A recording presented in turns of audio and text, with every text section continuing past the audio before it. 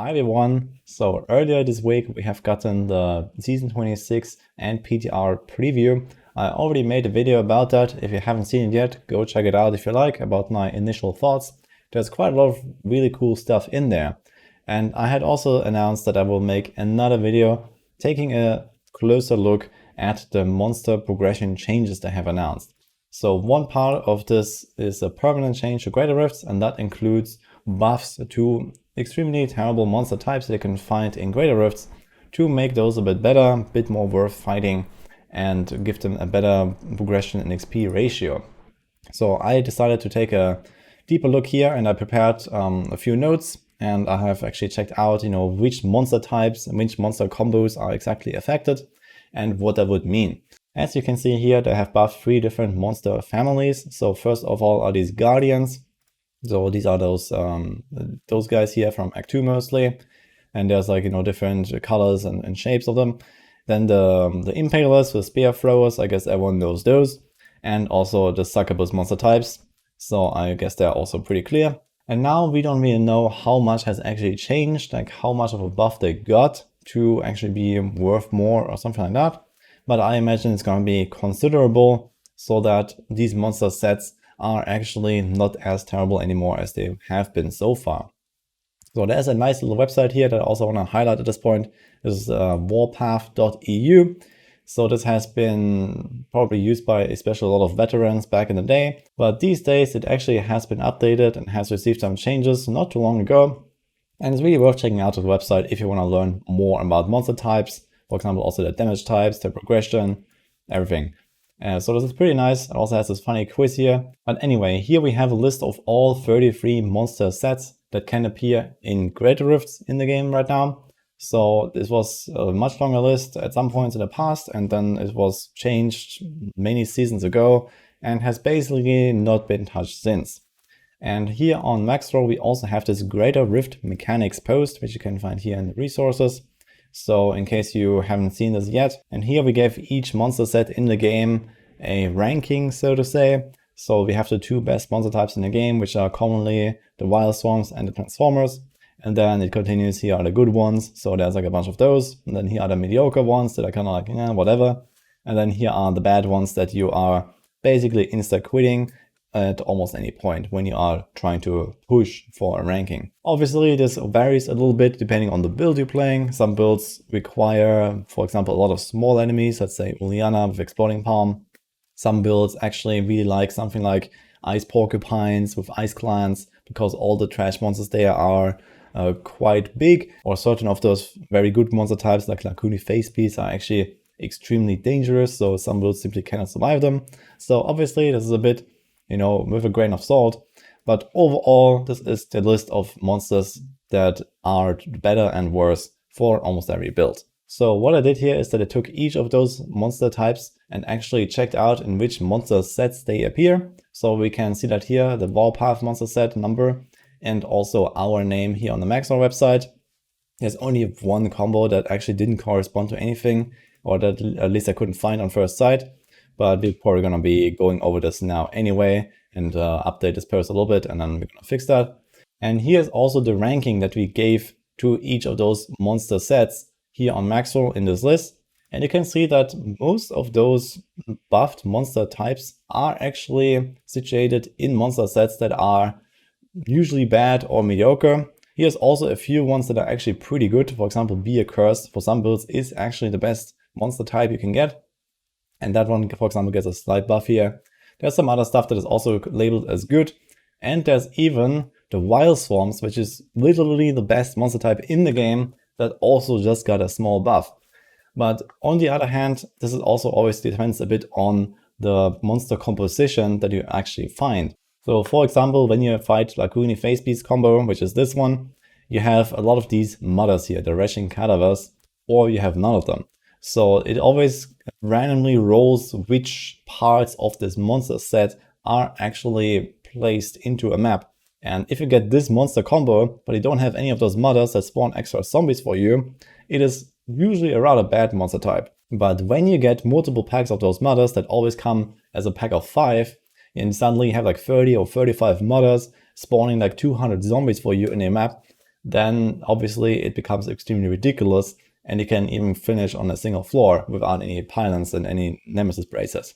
So this is how good that can get, but on the other hand, it also can be quite bad.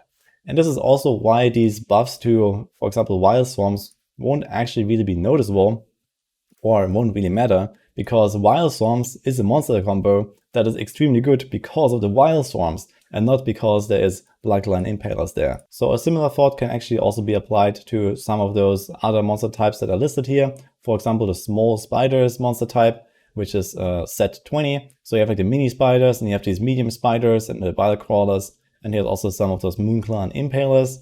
So this is another of those cases where, yeah, this is usually a quite good monster type, but the monster type is not good because of the impalers, it is good because of the other stuff in there. So what I actually expect to happen is that some of those monster types will be more consistently labeled as good or bad, and some of those worst ones will actually also be lifted overall. One of those examples is also the unburied monster type, which is these days just called moonclan or goats, but it used to be the unburied combo.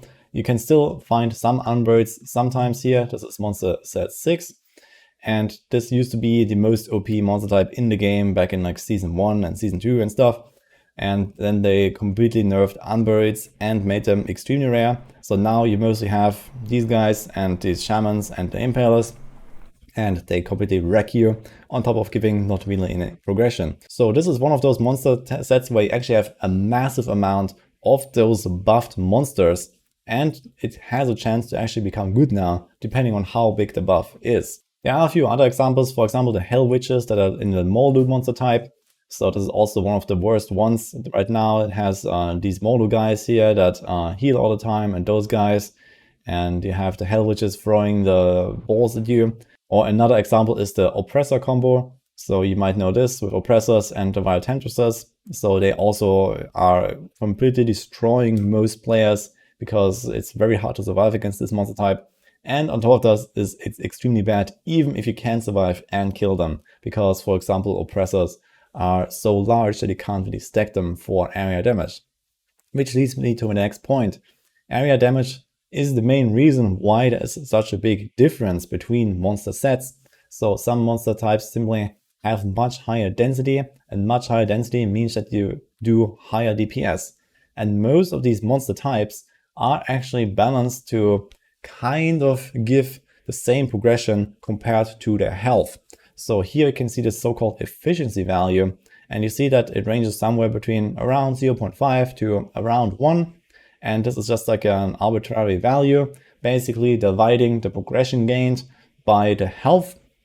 So that means a higher efficiency value means that killing this enemy rewards more XP compared to DPS you have to do. But obviously this doesn't account for the fact that some of these monster types just die much more slowly because you can't stack them with their big hitboxes. And this problem will not really change. And interestingly enough, some of those monster types that just got a buff actually have some of the highest efficiency values that you can find on this list already. For example, the Blazing Guardians with 1.11, which is like way above most of the other enemies here that you can see on this list. This just goes to show how much stacking up enemies actually matters, how much area damage matters for almost any build. And even for the builds that don't use area damage, typically you don't want to fight something like Blazing Guardians because you can't stack them up, they run away from you, you can't really group them. And even on builds that do not use area damage, you typically don't want to fight those monster types, and they are still bad in those cases. So it definitely makes a lot of sense to give them different efficiency values, because that is really what matters to make them worth more. Now, this example of the Blazing Guardian monster type, which is actually also one of the worst monster sets in the game, because you have these guys throwing fireballs at you from 100 different directions at the same time. Nothing else is really like great progression here in this whole monster type, and only this one thing got buffed. But this is actually a very prominent monster in this monster set, similar to the moonclan impalers in the unburied combo. So I expect that those monster sets that were previously always labeled as terrible, something like Blazing Guardian, that have actually a lot of those newly buffed monsters in them, are gonna be feeling much better, potentially even becoming top tier now. But in the end, that really depends on the magnitude of those buffs. So we have to find out and see. I wouldn't really expect a Blazing Guardian, for example, to suddenly give like 0.5% of progression or so. So it would be more than tripling the current progression. I would maybe expect something like a 50% buff, or maybe it's like a bit handpicked for some of those monster types. So maybe some get 20, some get 30, some get 50. I don't know. But this is probably somewhere the ballpark of where those numbers need to land to actually have a noticeable impact. Personally, I'm very interested to see how this will change pushing, how this will shift the meta. Maybe we suddenly decide to go for some of those extremely terrible monster types because they got buffed so much from having a lot of these spearmen in there. But we'll see. In the end, there's a lot of different monsters in the game, and touching them all would probably be a bit too much to really fine-tune things. But this is definitely a good first step, I believe. And if this continues, maybe with some other like tweaking over time, this could definitely be leading into a much more streamlined, a much more smooth experience where fighting especially dangerous and difficult enemies is actually worth it. Another example is this monster set 5 here, which is also called Hoxies or the comedy comp, because it's just laughable how little progression you get on this monster set. So the only thing that really has any progression here is the also Golgars and maybe the Maidens. This is one of those examples where you see these two big monster types and you're like, wow, this has actually really juicy stuff and it's surrounded by lots of small stuff. But in the end, it turns out that you simply cannot kill any of them because they are way too tanky for everything that surrounds them. So that very often you end up actually not finishing those Golgars and those Death Maidens, and you have to move on because it's not worth fighting them on their own, obviously, without air damage and without anything else that gives you any progression around. Same with those Heralds.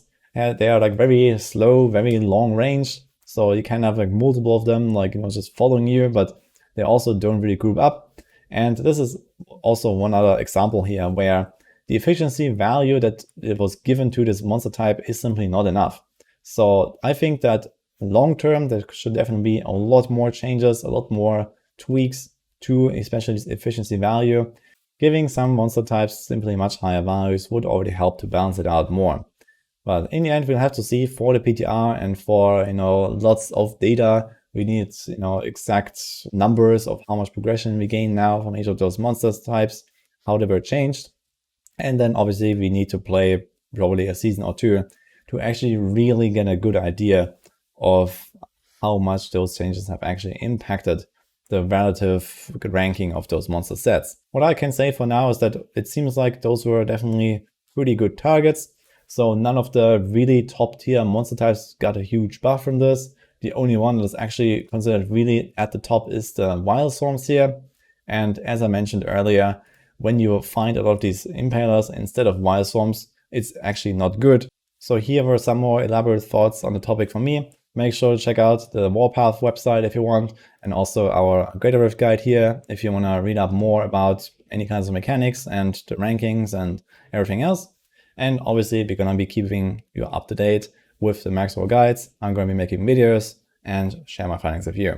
So hope you liked this video, and I'll see you guys next time.